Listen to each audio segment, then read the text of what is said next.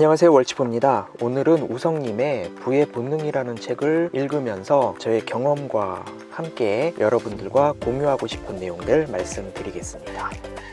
이분도 직장 생활을 하면서 부동산 투자를 했고 어느 정도 경제적 자유를 달성한 이후에 본격적으로 이제 전업 투자자의 길을 가신 분이거든요. 그래서 이 책을 읽다가 저랑 생각이 비슷한 부분들이 있어서 이렇게 영상으로 남깁니다. 여기 이제 이런 챕터가 있어요. 부자는 외로운 늑대, 빈자는 무리 짓는 양떼.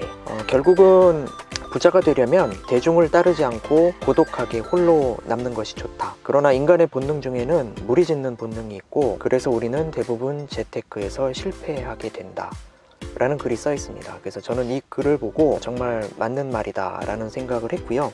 인간의 어떤 무리짓는 본능이 얼마나 강한지 알려주는 실험들을 얘기를 해주면서, 결국 투자에서 성공하려면 논리를 떠나서 항상 소수편에 서는 게 유리하다. 그리고 무리짓는 인간의 본능이 이 소수편에 서는 것을 방해한다라고 얘기하고 있습니다. 그래서 대부분의 사람은 투자에서 실패하고, 많은 사람들이 투자에 실패하는 건 어찌 보면 당연한 일이다 라는 거죠. 예를 들어 이제 주식 투자 같은 경우도 주가가 막 오르고 사람들이 관심을 가지고 매스컴에 나올 때 사람들이 투자를 하게 되고 그쪽에 이제 돈을 넣게 되는 거죠. 그런데 우리가 이제 부의 본능을 깨우기 위해서는 무리짓는 본능을 극복하고 외로운 늑대가 되라 라고 얘기를 하고 있습니다. 우리가 이제 1980년대 말에 투기 광풍이 한번 불었었죠. 이때 이제 순서는 채권이 가장 먼저 올랐고, 그 다음으로 주가가 올랐고, 그 다음에 아파트 투자 광풍이 불었었고요. 그 다음에 땅 투자가 유행을 했었습니다.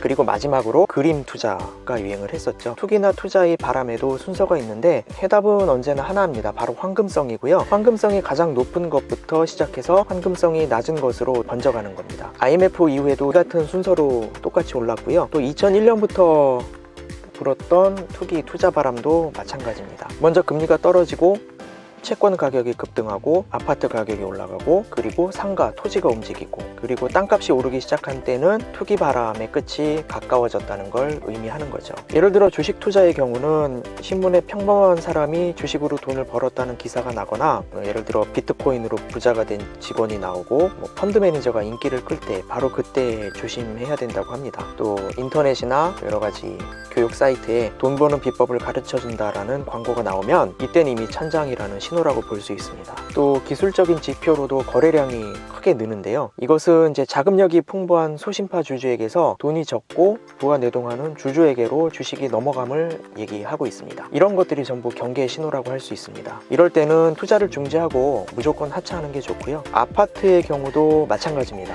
아파트는 보통 이제 3년 사이클을 보이고 있고요. 집값이 오르면은 새로 분양해서 입주하기까지 3년 정도 걸리는데 이런 시간 차이 때문에 부동산은 한번 오르기 시작하면 3년 정도는 오르게 됩니다. 그 오름세가 5, 6년 지속되기란 거의 불가능하죠. 지금 상황을 봐도 2019년, 2017년, 18년부터 3년 정도 오르다가 지금은 미국발 금리 인상의 여파로 하락의 길을 가고 있습니다. 그래서 이미 집값이 3, 4년 오른 시점이라면 좋은 지역으로 교체 매매는 할지언정 신규 투자는 조심해야 됩니다. 이번의 경우도 이제 2019년, 20년까지 투자를 하고 1년, 22년은 그때 또 아파트 투자 광풍이 불었기 때문에 이때는 조금 자제를 했어야 했다라는 거죠. 특히 부동산 가격은 은행의 가계대출 증가세와 관련이 매우 높습니다.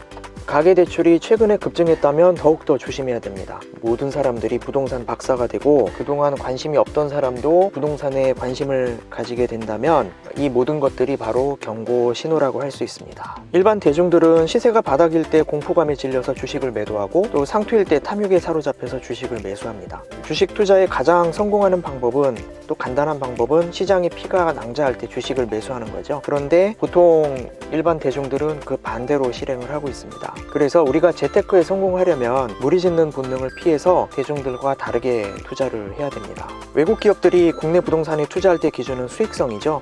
반면에 우리나라 사람은 비슷한 부동산이 얼마에 팔렸는지를 참고해서 평가합니다. 옆에 비슷한 게 얼마에 팔렸으니 이것도 얼마에 한다는 것이 상대평가 방식인데요. 상대평가 방식에 따르면 거품이 있어도 사게 되고 또 저평가되었을 때 매입을 놓칠 수도 있게 됩니다. 그래서 우리는 그 상대평가 기준으로는 거품 투자를 피할 수가 없습니다. 따라서 거품을 피하려면 언제나 절대 수익률로 평가를 해야 되고 또 이러한 기준에 맞춰서 투자를 해야 된다라고 생각합니다. 오늘은 간단하게 투자의 방법에 대해서 말씀드려 봤는데요. 저도 이러한 사실을 알게 되기까지 시간이 좀 걸렸고 시행착오도 있었습니다만 여러분들은 이러한 방법을 잘 참고하셔서 투자에 잘 활용하셨으면 좋겠습니다. 감사합니다. 월치부였습니다.